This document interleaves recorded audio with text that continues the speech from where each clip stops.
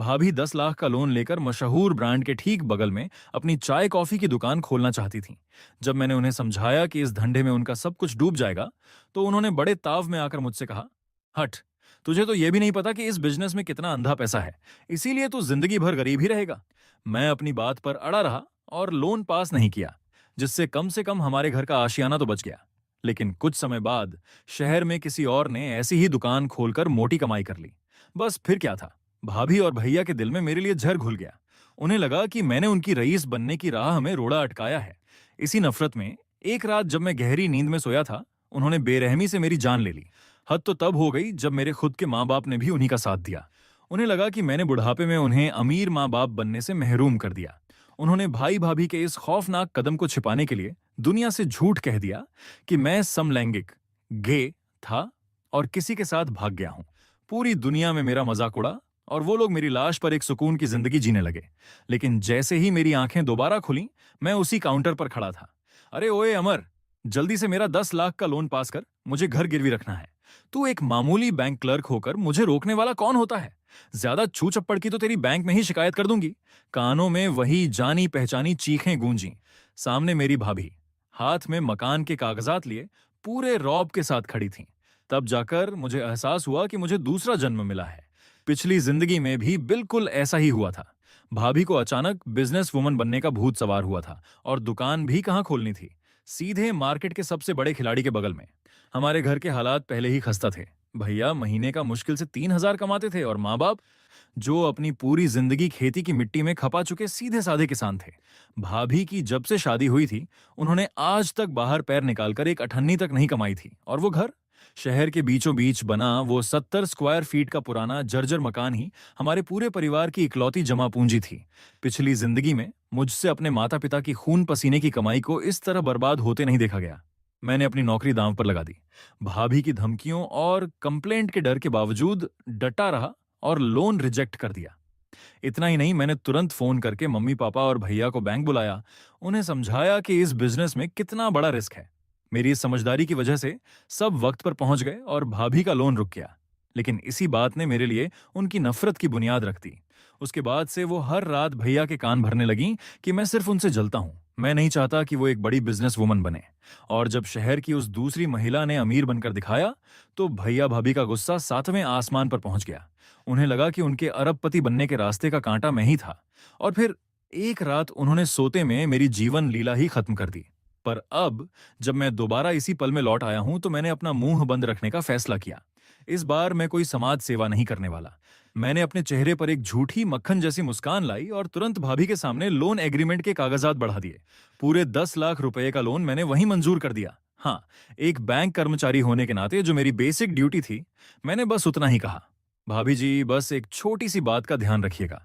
अगर लोन की किस्तें समय पर नहीं आई तो बैंक इस घर को जब्त करके इसकी नीलामी कर देगा। और अगर नीलामी की रकम लोन से कम रही तो बैंक आपके खिलाफ कानूनी कार्रवाई भी करेगा और आपका सिविल स्कोर भी खराब हो जाएगा। मेरी बात सुनते ही भाभी ने हमेशा की तरह अपनी आंखें मटकाईं और ताना मारते हुए बोली, अरे बेवकूफ, आजकल मार्केट में एक एक कप चाय कॉफी 20-30 रुपए की बिकती है। इतना अंधा मुनाफा होने वाला है कि लोन तो मैं चुटकियों में चुका दूंगी। तू सच में पैदाइशी गधा है, इसीलिए जिंदगी भर दूसरों की गुलामी ही करेगा। उनकी यह बात सुनकर मेरे कलेजे को ठंडक मिल गई। मैंने उनके सामने हाथ जोड़े और मुस्कुराते हुए कहा, बिल्कुल भाभी जी, ऑन द बेस्ट।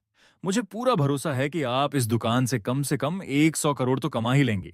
भाभी मेरी बात सुनकर हवा में उड़ने लगी। उन्होंने मुझे नीची नजरों से देखा और कहा, वो तो है ही, मैं तेरे जैसी थोड़ी हूं। तेरी किस्मत में तो बस ये मजदूरी करना लिखा है और मैं बहुत जल्द इस शहर की सबसे बड़ी मालकिन बनने वाली हूं। मैंने उनसे बहस करना सही नहीं समझा, लेकिन अंदर ही अंदर मेरी हंसी छूट रही थी। इस नए जन्म में मैं भी देखना चाहता हूं कि वो इस शहर की अगली महिला अरबपति कैसे बनती हैं। 10 लाख का लोन हाथ में आते ही भाभी ने उसी दोपहर को दुकान की जगह फाइनल कर ली। दुकान का मकान मालिक तो खुशी के मारे फूला नहीं समा रहा था। उसकी बत्तीसी थामे नहीं थम रही थी। दरअसल वो दुकान मार्केट के सबसे बड़े और सस्ते ब्रांड के ठीक सामने थी।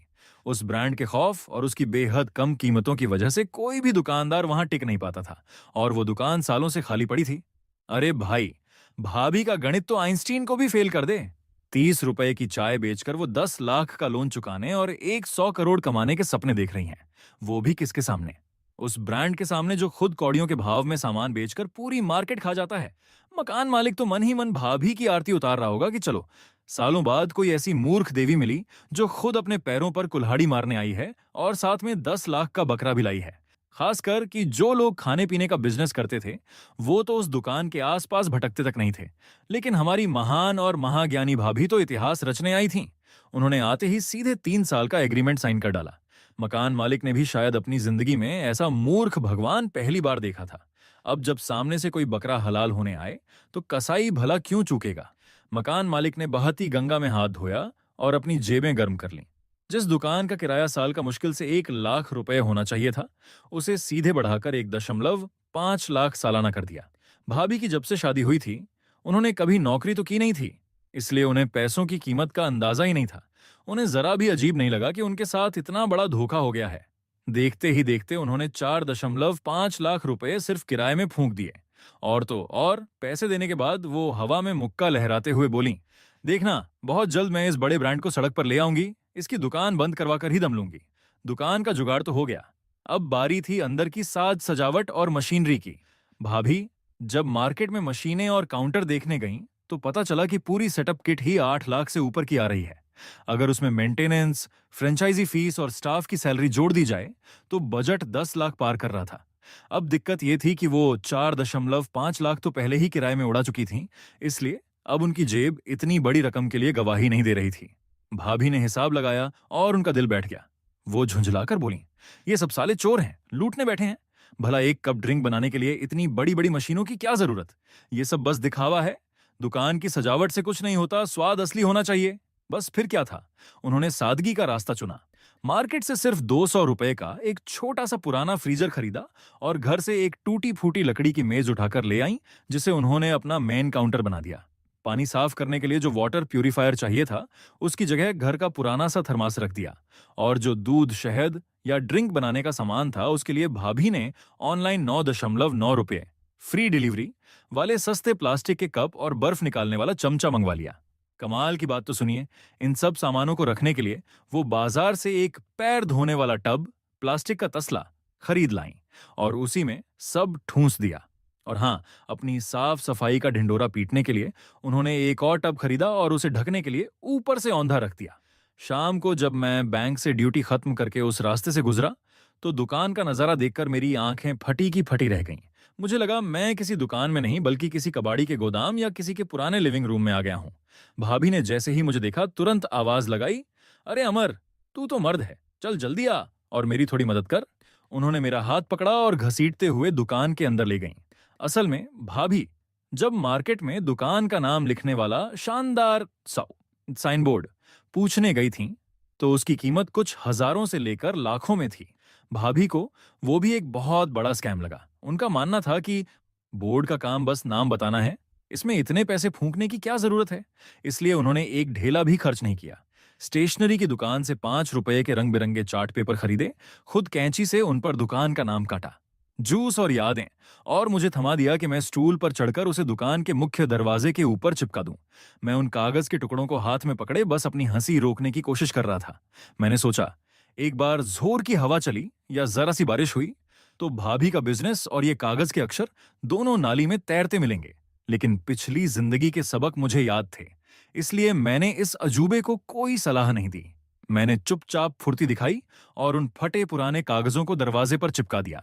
मैंने उनके सामने एक बनावटी मुस्कान लाते हुए कहा, वाह भाभी, आपकी दाद देनी पड़ेगी, आप सच में बहुत टैलेंटेड हैं। मेरी बात सुनकर वो गर्व से चौड़ी हो गईं और बोलीं, अरे ये तो कुछ भी नहीं है। देख, एक औरत होकर भी मैंने सारा काम अकेले चुटकियों में संभाल लिया।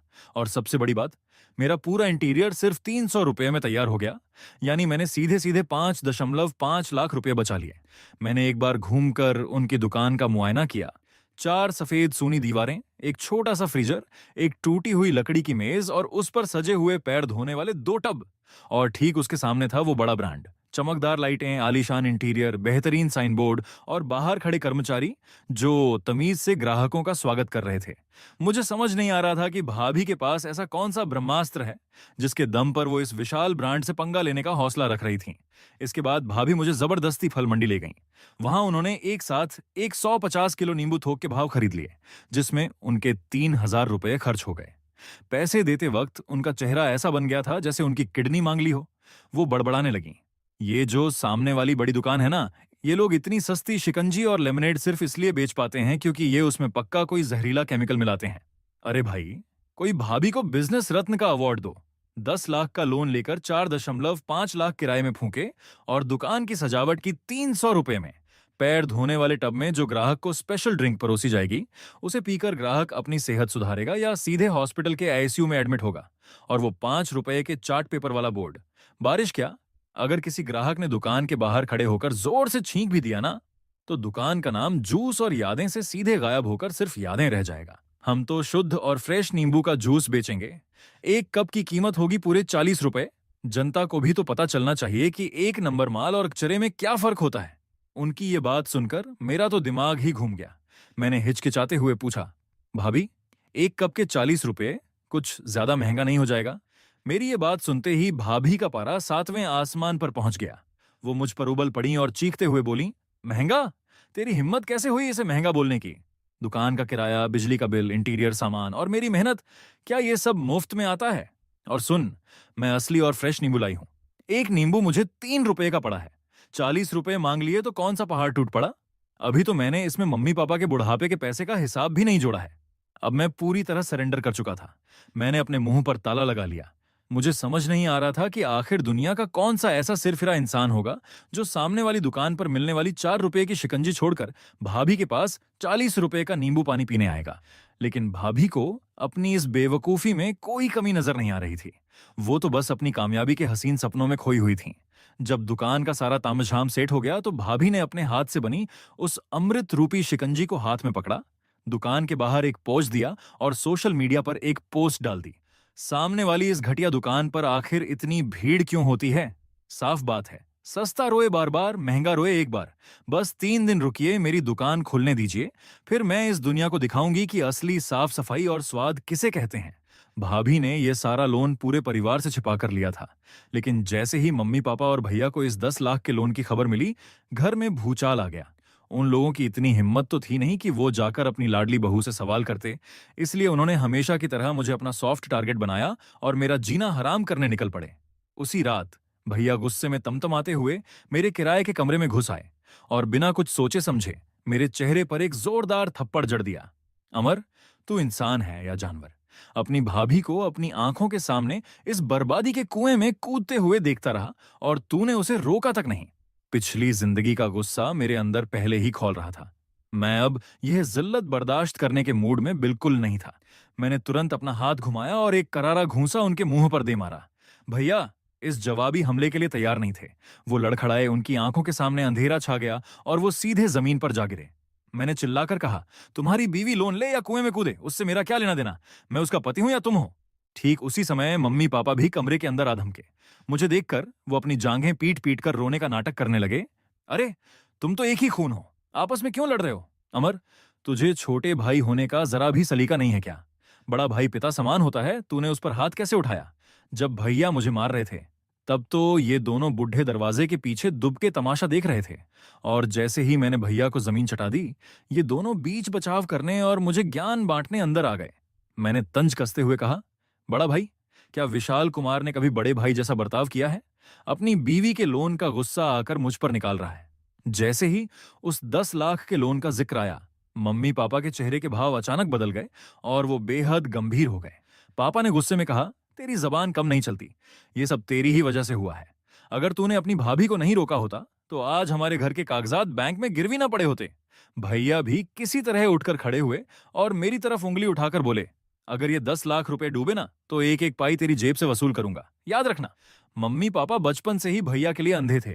वो हमेशा कहते थे कि भैया बड़ा बेटा है, वही इस घर का चिराग और भविष्य है। और मुझे मुझे हमेशा यही सिखाया गया कि बड़े भाई की हर बात माननी है और उसके सामने कभी मुंह नहीं खोलना है। वो तो असल में मेरे बाद एक बेटी चाहते थे ताकि बड़ी होने पर उसकी शादी करके मोटा दहेज कमा सकें। लेकिन जब मैं पैदा हो गया तो उनके अरमानों पर पानी फिर गया। 2 बेटों का खर्च उठाना उनके बस का नहीं था, इसलिए उन्होंने मुझे अपना बलि का बकरा बना दिया। भैया की शादी के वक्त मम्मी पापा ने अपने जीवन भर की जमा पूंजी पूरे 3 लाख रुपए भाभी के परिवार को सिर्फ दिखावे और खातिरदारी में उड़ा दिए। और मेरा हाल, जब कॉलेज खत्म होने के बाद मेरे पास कमरे का किराया देने के लिए पैसे नहीं थे और मैंने उनसे सिर्फ 2,000 रुपए उधार मांगे थे, ये वादा करते हुए कि अगले महीने सैलरी मिलते ही मैं उन्हें दोगुना लौटा दूंगा। तब उन्होंने मुझे ऐसे देखा जैसे मैं कोई चोर हूं और साफ कह दिया कि उनके पास फूटी कौड़ी नहीं है। लेकिन उसके ठीक कुछ दिनों बाद उन्होंने गांव की अपनी पुश्तैनी जमीन बेच दी और भैया भाभी के लिए शहर के बीचों बीच वो 70 स्क्वायर फीट का पुराना मकान खरीदकर उन्हें दे दिया। इन सारी पुरानी यादों ने मेरे दिल में नफरत की आग को और भड़का दिया। मैंने मुस्कुराते हुए अपना फोन निकाला और सीधे भाभी का नंबर डायल कर दिया। हेलो भाभी जी, जरा जल्दी से मेरे कमरे पर आ जाइए। यहाँ मम्मी पापा और भैया बैठकर आपके बिजनेस प्लान को बकवास बता रहे हैं। वो कह रहे हैं कि आपने बहुत बड़ी बेवकूफी की है और आपके इस फैसले के लिए वो सारा दोष मेरे सिर मढ़ रहे हैं। वाह रे मेरा महान परिवार! भाभी 3 रुपये का नींबू लाकर 40 रुपये का पानी बेचकर दुनिया जीतने निकली हैं और इन सबको लग रहा है कि वो साक्षात लक्ष्मी का रूप है। भैया की खुद की औकात 3,000 रुपये की नौकरी की है, पर एटीट्यूड ऐसा है जैसे बैंक का पूरा लोन अकेले अपने दम पर चुका देंगे। और मम्मी पापा बेटे के प्यार में इतने अंधे हैं कि जब बहू घर की छत उड़ाने की तैयारी कर रही है तब भी दोष उस बेटे को दे रहे हैं जो बैंक में बैठकर नौकरी कर रहा है। कोई बात नहीं, इस बार मैंने भी विनाश काले विपरीत बुद्धि का लाइव शो देखने के लिए पॉपकॉर्न तैयार कर लिया है। मैं तो उन्हें बार बार मना कर रहा था, पर वो मान ही नहीं रहे थे। मेरी ये बात सुनते ही भाभी का पारा 7वें आसमान पर पहुंच गया।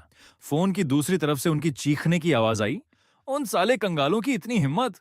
तू उनसे कह कि वहीं रुकें, मैं अभी आकर उनकी अक्ल ठिकाने लगाती हूँ। भाभी की यह धमकी सुनते ही मम्मी पापा और भैया के चेहरों का रंग उड़ गया। उनके चेहरे डर के मारे सफेद पड़ गए। मेरे दिल में एक ठंडी सी हंसी दौड़ गई। सच ही कहते हैं, लोहे को लोहा ही काटता है और इन जैसे ढोंगी और लालची लोगों के लिए भाभी जैसी चुड़ैल ही बिल्कुल सही इलाज है। भाभी अपनी स्कूटी पर सवार होकर तूफान की तरह मेरे किराए के कमरे में दाखिल हुईं। आते ही उन्होंने बिना सोचे समझे भैया के गाल पर तड़ातड़ 3 जोरदार थप्पड़ रसीद कर दिए। विशाल कुमार, तुझ जैसे निकम्मे से शादी करके मेरी तो किस्मत ही फूट गई। मैं अपनी तरफ से इतनी बड़ी बिजनेस वुमन बनने जा रही हूँ, तेरा हाथ बटाने के लिए दुकान खोल रही हूँ, और तुझे लगता है कि मैं पैसे बर्बाद कर रही हूँ? ठीक है, तो फिर हम अभी के अभी डाइवोर्स लेंगे। जब मैं इस दुकान से 100 करोड़ कमा लूंगी ना, तो तुझे एक फुटी कौड़ी भी नहीं दूंगी। कमरे के कोने में मम्मी पापा दुम दबाकर ऐसे सीधे खड़े हो गए थे जैसे स्कूल में कोई शरारती बच्चे सजा पाकर खड़े हों। भाभी के उस रौद्र रूप को देखकर उन दोनों की बोलने की हिम्मत ही नहीं हो रही थी। भैया भी गाल सहलाते हुए भीगी बिल्ली बन चुके थे। वो बिना कोई पलटवार किए गिड़गिड़ाने लगे, अरे भाग्यवान, तुम इस अमर की बातों में क्यों आ रही हो? ये तो बस हमारे बीच आग लगाने की कोशिश कर रहा है। मैं तुम्हारी दुकान के खिलाफ नहीं हूं, मुझे तो बस इस बात का डर था कि कहीं पैसे डूब न जाएं। भाभी ने अपने सूट की आस्तीनें ऊपर चढ़ाईं, दोनों हाथ अपनी कमर पर रखे और नाक फुलाते हुए बोली, चल हट, क्या मुझे बेवकूफ समझा है? मैं यहाँ घाटा उठाने के लिए दुकान खोल रही हूँ क्या? उन्होंने कोने में खड़े मम्मी पापा की तरफ एक घमंड भरी नजर डाली और अपनी ठुड्डी ऊपर उठाते हुए बोली, तुम जैसे गंवारों को बिजनेस की एबीसीडी भी पता है। तुम्हें क्या मालूम कि इस चाय कॉफी के धंधे में कितना अंधा पैसा है? वो जो सामने वाला बड़ा ब्रांड है ना, उसका मालिक आज करोड़ों का मालिक बन चुका है। वो साला 4 रुपए की शिकंजी बेचकर करोड़पति बन सकता है, तो मैं तो 40 रुपए का शुद्ध लेमनेड बेच रही हूँ। मैं तो अरबपति बनूंगी ही बनूंगी। जैसे ही भैया ने अरबपति बनने की बात सुनी, उनका मुंह खुला का खुला रह गया। वो अपनी पूरी जिंदगी फैक्ट्री में स्क्रू टाइट करते करते भी कभी अरबपति बनने का सपना नहीं देख सकते थे। उधर मम्मी पापा का दिमाग भी इन करोड़ों अरबों की संख्या को सुनकर चकरा गया। उनके चेहरों पर लालच की जो चमक आई, उसे वो छिपा नहीं पाए। पापा ने तुरंत पाला बदला और चहकते हुए बोले, वाह, अरबपति! मानना पड़ेगा, हमारी बड़ी बहू तो साक्षात लक्ष्मी का रूप है। हमारी ये बूढ़ी हड्डियां भी आखिर में आकर रईस माँ बाप बनने का सुख भोग ही लेंगी। भैया के चेहरे पर तो जैसे बत्ती सी ही फिट हो गई थी। उनके दिमाग में अभी से बड़ी बड़ी गाड़ियां और नौकर चाकर घूमने लगे थे। उन्होंने तुरंत आगे बढ़कर भाभी को गले से लगा लिया। सच में यार, मेरी बीवी तो हीरा है, हमसे ज्यादा पढ़ी लिखी और अक्लमंद है। अब मैं उस बकवास फैक्ट्री में मजदूरी करने कभी नहीं जाऊंगा, अब तो हम भी बड़े मालिक बनकर राज करेंगे। भाभी का घमंड अब 7वें आसमान पर था। उन्होंने मेरी तरफ एक जहरीली और नीची नजर डाली और ताना मारते हुए बोली, वो तो है ही, मुझसे शादी करके तुम्हारी किस्मत खुल गई, वरना तुम भी यहाँ किसी की तरह जिंदगी भर कोल्हू के बैल की तरह पिसते रहते। भैया भी अपनी इस लॉटरी पर फूले नहीं समा रहे थे। उन्हें लग रहा था कि वो रातों रात अमीर बन चुके हैं। उन्होंने भाभी के कंधे पर हाथ रखा और मुझे नीचा दिखाते हुए बोले, छोटे भाई, देख लिया, इतनी बड़ी बड़ी डिग्रियां लेने का क्या फायदा हुआ? तेरी औकात है कभी अरबपति बनने की? नौकरी ही करता रही हो। उनकी बातें ऐसी थीं जैसे उनके बैंक अकाउंट में सच में करोड़ों रुपए आ चुके हों। अब खेल को पूरी तरह अपने पक्ष में करने और भविष्य के किसी भी झंझट से बचने के लिए मैंने चेहरे पर एक लालची और उदास सा भाव बनाया और पूछा, मम्मी, पापा, दुकान के लिए जो लोन लिया गया है वो तो हमारे घर को गिरवी रख कर लिया गया है ना? आखिर मैं भी तो आपका बेटा हूं, तो जब दुकान से करोड़ों की कमाई होगी तो मुझे भी मेरा हिस्सा मिलना चाहिए। मेरी ये बात सुनते ही मम्मी पापा के चेहरे का रंग काला पड़ गया। भैया ने तो आप देखा ना था, मुझे जोर से धक्का देकर जमीन पर गिरा दिया। चल बे साले, हे, ये मकान मम्मी पापा ने मेरे लिए खरीदा था, तेरा इस पर कोई हक नहीं है, समझा? मैंने जमीन पर पड़े पड़े ही चिल्लाने का नाटक किया। मुझे इससे कोई मतलब नहीं है। जब तक तुम लोग मुझसे लिखित में रिश्ता नहीं तोड़ते तब तक मैं इस करोड़ों की कमाई में से अपना हिस्सा मांगता रहूंगा। ये सुनकर मम्मी पापा का गुस्सा फूट पड़ा। वो दोनों मुझ पर झपट पड़े और मेरे गाल पर 2-3 थप्पड़ जड़ दिए। नालायक, नीच, तू सिर्फ पैसों का भूखा है। हम सब एक ही परिवार के हैं और तेरे दिमाग में सिर्फ चालाकी चलती है। चल, आज से हमारा तुझसे कोई रिश्ता नहीं है। उन करोड़ों रुपयों में से तुझे एक चवन्नी भी नहीं मिलेगी। मैंने अपना गाल पकड़ते हुए कहा। सिर्फ बोलने से काम नहीं चलेगा। अगर हिम्मत है तो इस कागज पर दस्तखत करो। मैंने तुरंत अपने बैग से वो एग्रीमेंट निकाला जिसे मैंने पहले ही एक वकील से लीगल तरीके से तैयार करवा कर रखा था। उस कागज पर साफ साफ लिखा था कि दोनों पक्ष अपनी मर्जी से एक दूसरे से सारे पारिवारिक और कानूनी रिश्ते खत्म कर रहे हैं और भविष्य में इस परिवार के किसी भी कर्ज या लोन से मेरा कोई लेना देना नहीं होगा।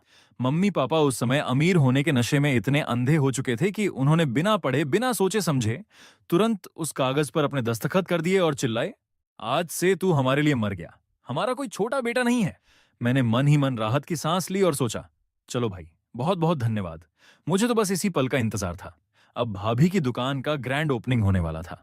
मम्मी पापा और भैया खुद को इस शहर का नया राजा महाराजा समझने लगे थे और इतने बड़े बिजनेस टाइकून बनने के बाद वो साधारण तरीके से तो शुरुआत कर नहीं सकते थे। अपनी झूठी शान और रईसी का दिखावा करने के लिए उन्होंने, भाई साहब, भाभी का 40 रुपए का नींबू पानी का फॉर्मूला और भैया मम्मी पापा का उस पर यकीन करना, अपनी इस झूठी कामयाबी का जश्न मनाने के लिए कि वो बहुत जल्द 100 करोड़ के मालिक और इस शहर के सबसे बड़े रईस बनने वाले हैं। लोन के जो 5.5 लाख रुपए बचे थे वो उसे लेकर सीधे मॉल भागे और ब्रांडेड कपड़ों और सामानों पर उड़ा दिए। उनका कहना था कि अब हम बड़े मालिक बनने जा रहे हैं तो हमारा पहनावा भी तो नवाबों जैसा होना चाहिए, फकीरों की तरह थोड़े ही घूमेंगे। भाभी ने अपने लिए पूरे 3 लाख रुपए का श्नेल का आउटफिट खरीदा और भैया ने भी बहती गंगा में हाथ धोते हुए पूरे 2 लाख रुपए की रोलेक्स ग्रीन सबमरीन की नकली या सेकंड हैंड घड़ी अपनी कलाई पर बांध ली। ये सब खरीदने के बाद वो अपनी तस्वीरें मुझे व्हाट्सएप पर भेजकर नीचा दिखाने से बाज नहीं आए।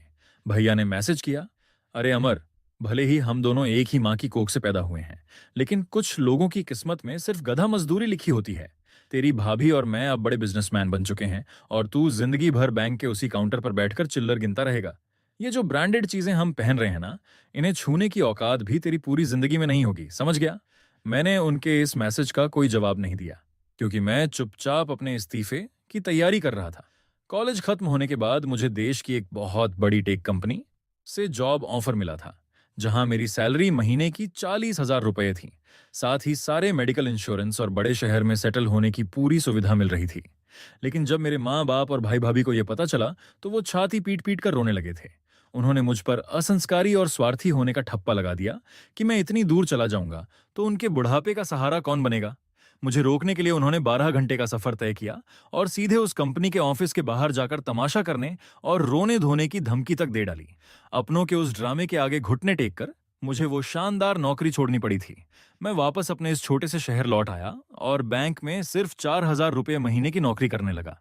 उसके बाद जब भी मम्मी पापा को छोटी सी बीमारी भी होती तो अस्पताल का पूरा खर्च मेरी इस छोटी सी सैलरी से निकाला जाता। भैया भाभी के घर में नया सोफा या अलमारी आती तो पैसे मेरी जेब से जाते। लेकिन जब इसी काम के तनाव और भागदौड़ की वजह से मुझे गंभीर पेट दर्द हुआ और मैं अस्पताल में एडमिट था तो इस पूरे परिवार का एक भी सदस्य मुझे देखने तक नहीं आया था। लेकिन इस नए जन्म में मैंने कसम खा ली थी कि अब मैं सिर्फ अपने लिए जीऊंगा। इस लालची और जहरीले परिवार से इतनी दूर चला जाऊंगा कि ये कभी मेरा चेहरा भी न देख पाए। मेरी मेहनत रंग लाई और मुझे एक बेहतरीन फाइनेंस कंपनी से जॉब ऑफर मिल गया। सैलरी पूरे 30,000 रुपये महीना और वो जगह मेरे इस शहर से 2,000 किलोमीटर दूर थी। मेरी शर्तों पर यह नौकरी बिल्कुल खरी उतरती थी। मुझे अगले महीने ही ज्वाइन करना था। उधर भाभी की दुकान के उद्घाटन की तारीख भी करीब आ गई थी। उनके लोन के पैसों में से अब सिर्फ 50,000 रुपये बचे थे। दुकान खुलने से एक रात पहले भाभी ने बड़े दिल वाली बनते हुए उसमें से 20,000 रुपये निकाले और शहर के सबसे आलीशान और महंगे होटल में मम्मी पापा को डिनर कराया। इस शाही दावत को देखकर मम्मी पापा की आंखों में खुशी के आंसू आ गए। उन्होंने उसी रात सोशल मीडिया पर एक लंबी चौड़ी पोस्ट डाल दी। हमने अपने उस नालायक और लालची छोटे बेटे से सारे रिश्ते नाते तोड़ दिए हैं और हमें इस बात का कोई अफसोस नहीं है, क्योंकि भगवान ने हमें दुनिया की सबसे होनहार और संस्कारी बहू दी है, जो हमारा नाम रोशन कर रही है।